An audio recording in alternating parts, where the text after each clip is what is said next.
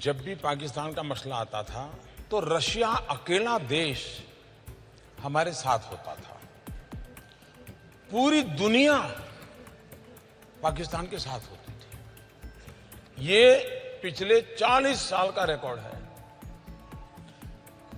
इन दिनों 5 साल में आप देखते होंगे अनेक घटनाओं में कि अकेला चाइना पाकिस्तान के साथ होता है, पूरी दुनिया हमारे साथ होती है।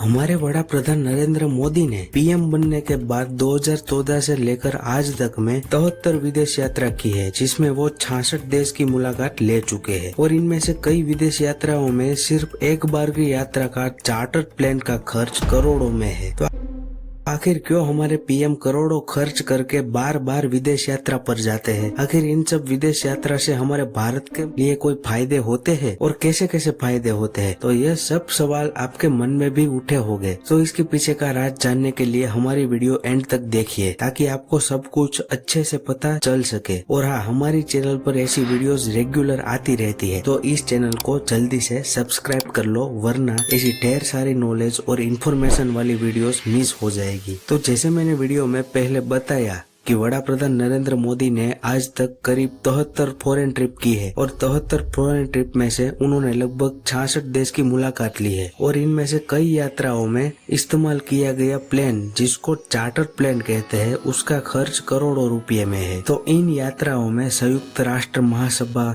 और एक्ट ईस्ट पॉलिसी और नेबरहुड फर्स्ट पॉलिसी के तहत की गई यात्रा भी शामिल है। इनमें से जो ये 2 पॉलिसी है वह हमारे लिए बहुत महत्वपूर्ण है। अगर हम बात करें तो यह 2 पॉलिसी से आपको समझ आएगा कि आखिर मोदी जी इतनी सारी विदेश यात्रा करते क्यों है। प्रधानमंत्री बनने से पहले ही नरेंद्र मोदी ने संकेत दिया था कि उनकी विदेश नीति भारत के पड़ोसियों के साथ संबंधों को सुधारने पर ध्यान केंद्रित करेगी। इसे ही neighbourhood first policy of India का नीति कहा गया है। उन्होंने अपनी सरकार के उद्घाटन समारोह में दक्षिण एशियाई देशों के सभी शासन अध्यक्षों को आमंत्रित करके अच्छी शुरुआत की, और दूसरे दिन अपने कार्यालय में उन्होंने व्यक्तिगत रूप से सभी के साथ द्विपक्षीय वार्ता की, जिसे मीडिया द्वारा लघु सार्क सम्मेलन यानी मिनी सार्क समिट का नाम दिया गया।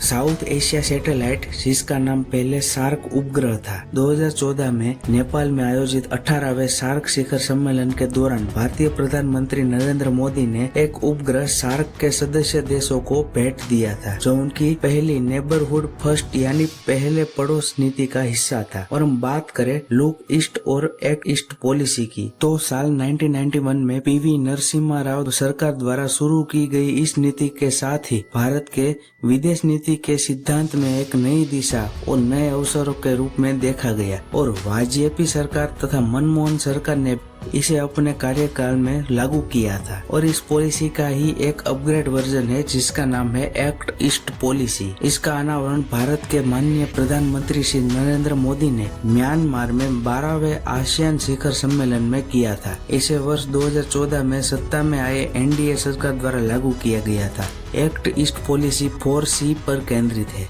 यह 4C का meaning culture, commerce, connectivity, capacity building है। हाल के नतीजों को देखा जाए तो इस बात को स्वीकार करने के कई कारण हैं कि भारत को इस नीति से लाभ हुआ है, और वह इस नीति के द्वारा अपने संबंध इन पूर्वी देशों के साथ मजबूत करने में सफल रहा है। जिस तरह भारत पूर्व की ओर देखो नीति अपनाई हुई है, उसी तरह थाईलैंड ने भी पश्चिम की ओर देखो की नीति अपनाई हुई है, और ये दोनों नीतियां एक ही बिंदु पर मिलती है। भारत ने चीन को भी बार बार यह समझाने की कोशिश की है कि यह नीति चीन के कंटेनमेंट के लिए नहीं है, जैसा कि चीन इसे मानता है।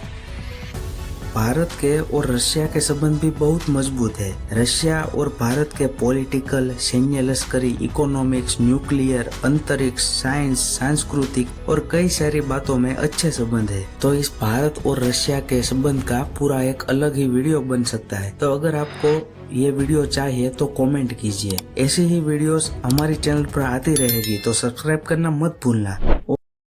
और हाँ, और एक बात, अगर आपको नहीं पता कि रामलला की मूर्ति प्राण प्रतिष्ठा के बाद क्यों बदल गई, तो उसकी वीडियो भी मैंने मेरे चैनल पर डाली हुई है, तो देख लीजिए। धन्यवाद। जय हिंद, जय भारत।